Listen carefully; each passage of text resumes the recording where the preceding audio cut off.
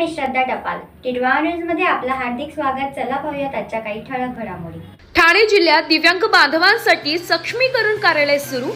ठाणे जिल्ह्यातील दिव्यांग बांधवांना शासकीय योजना, सुविधा आणि सेवांचा लाभ अधिक सुलभ व परिणामकारक पद्धतीने मिळावा यासाठी जिल्हा दिव्यांग सक्षमीकरण कार्यालय सुरू करण्यात आले.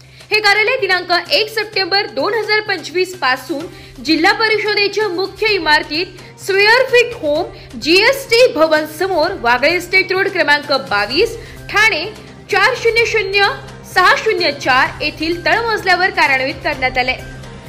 या कार्यालयामार्फत दिव्यांग बांधवांना विविध शासकीय योजनांची माहिती, अर्ज प्रक्रिया, लाभ मिळण्यासाठी आवश्यक मार्गदर्शन तसेच समस्या निवारणासाठी सहाय्य उपलब्ध करून दिले जाणार आहे.